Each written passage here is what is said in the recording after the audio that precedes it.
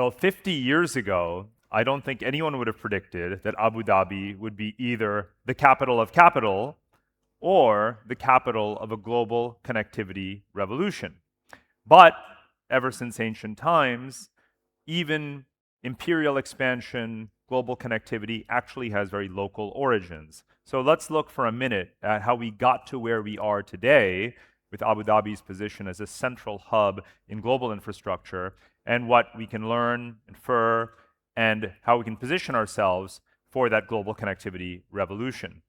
Now, for those who don't remember their history in the immediate post-colonial period, as I said, it was not foreordained that this nation would come together from the crucial states that they were called into the Federation of the United Arab Emirates that it is today. Many post-colonial countries, as was just mentioned in the previous panel, have underinvested massively in infrastructure and not made it, and therefore not experienced those multiplier effects that infrastructure provides for national growth. Not so here. You've started locally with investments in transportation systems that have brought together within the urban conurbations and across them. At the national scale, the new rail line that's opening. Some of you may have heard or seen from the Dubai Air Show a couple of weeks ago that there's going to be now the eVTOL and helicopter service connecting the Emirates, a rail link, of course, and starting to pivot towards the regional picture. The largest capacity ports in the entire region are here as well. This is just the last couple of decades, and there's been more.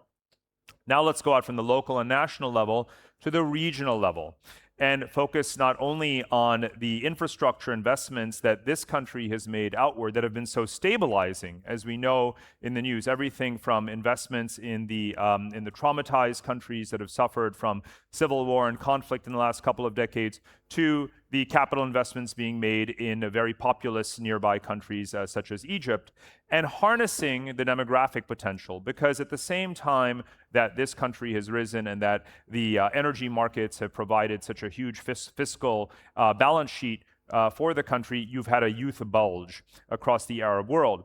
And one of the interesting things is that for those of us who look at global urbanization patterns, right, the world population became more than 50% urban about 15, 20 years ago, and is very rapidly rising towards maybe 70, 75% today.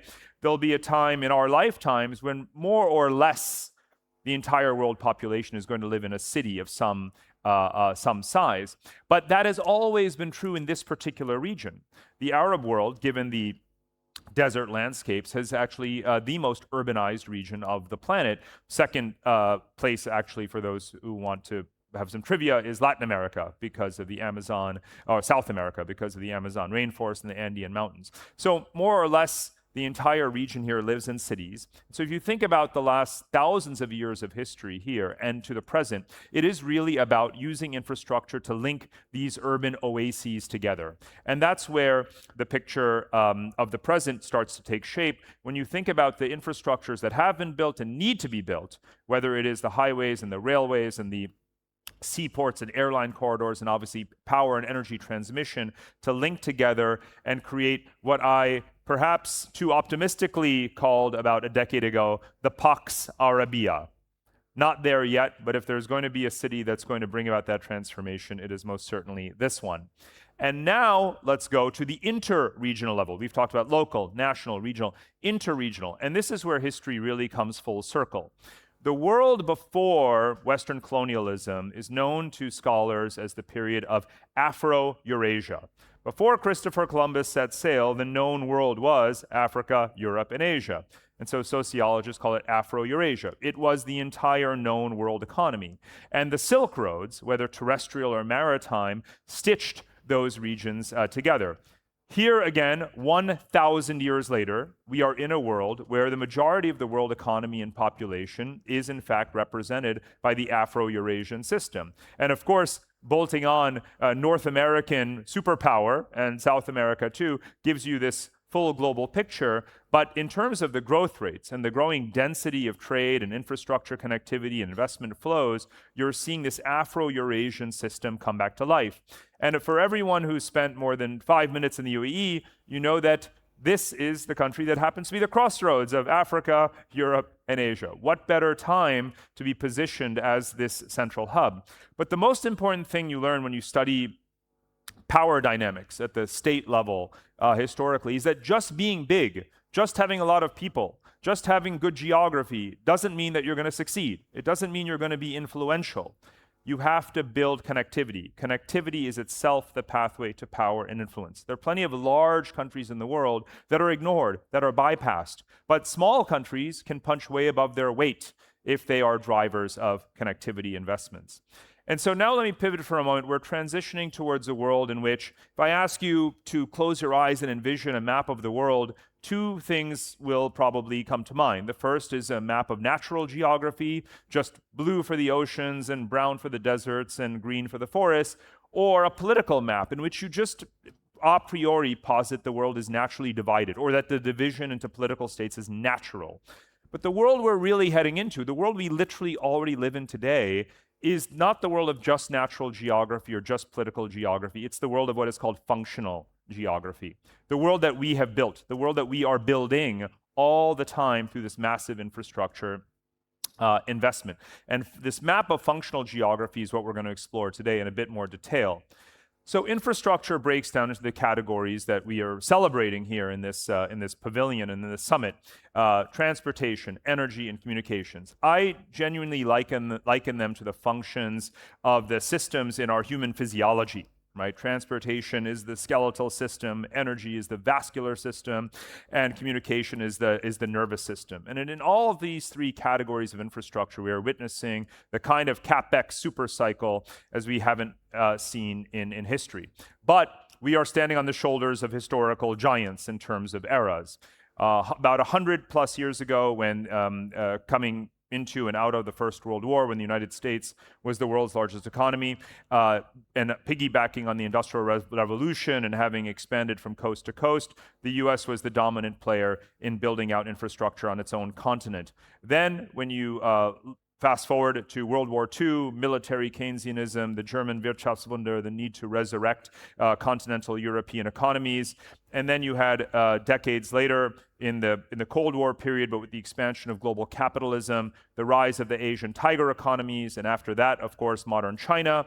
And now we're entering really a global phase of infrastructure build-out, because legacy infrastructures in the geographies of the 20th century that drove global growth need to refurbish and revitalize their infrastructure, and you have the infrastructure boom in sort of new economies. Now I want to raise a question, because this gathering is clearly a group of infrastructure maximalists, and I am too. I probably never met an infrastructure project I didn't like. But there are certain questions we need to ask ourselves, and I think this is the most important takeaway for the investors in the room, is what are the reasons why we should be maximalist versus potentially minimalist? And I raise some of those questions here. Yes, we have 9 billion people on the planet, rising close to 10 billion, and half of those are young people who are urbanizing and require and demand global connectivity and infrastructure. On the other hand, something that no one in this room has ever experienced is a world population that is peaking and is going to decline very rapidly, very soon. It's already happening in many countries. So how much infrastructure do you need where in areas where the population is actually going to decline? And you see this happening coupled with the urbanization. Young people all want to live in cities, increasingly concentrated in the top 300 cities in the world that have about 2 million inhabitants each, leaving other regions to be, in effect, vacated, underutilized, stranded. And what is going to be the return on investments in those geographies? Then there's economic questions that we need to raise. Industrial policies in the name of national or regional resilience and self-sufficiency are all the mode around the world, leading to a certain degree of abundance, even, again, redundant capacity. On the other hand, all of this investment, as we're seeing with AI and the CapEx in data centers and so forth, is fueling not only involution in some sectors, but also technological obsolescence. And so you want to be sure that you're investing in the portion of the stack that's going to have the highest returns. And then there's climate. which is not something we've considered in the past either in this infrastructure super cycle. On the one hand, we absolutely need to launch Manhattan projects, both for carbon emissions mitigation and for adapting to climate change. On the other hand, there are some places, given how rapidly climate volatility is accelerating, that are not necessarily going to be desirable locations for habitation or industry or otherwise, and so should we be putting more capital in there? So, cases for maximalism, cases for minimalism. I leave you to be the judge case by case by case and weigh all the factors. Now, the other point I'll make is around old versus new infrastructure as well. In what areas do we want to be investing or doubling down or expanding capacity in legacy approaches to these three infrastructure categories: energy, transport, and communications? The oil and gas is still receiving investment. Nuclear is experiencing a revival, but we also have hydrogen power, batteries, and so forth.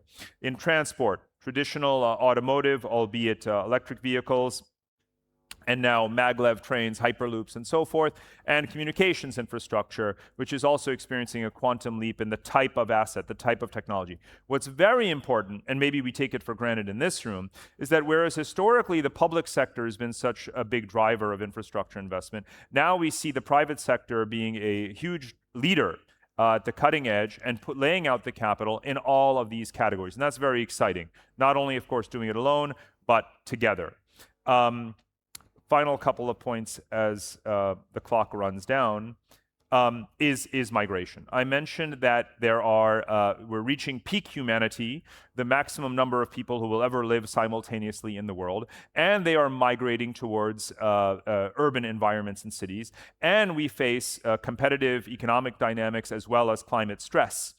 All of that taken together, the geopolitics, the economics, the climate, are driving the world population into a migratory phase, the scale of which we've never seen in world history.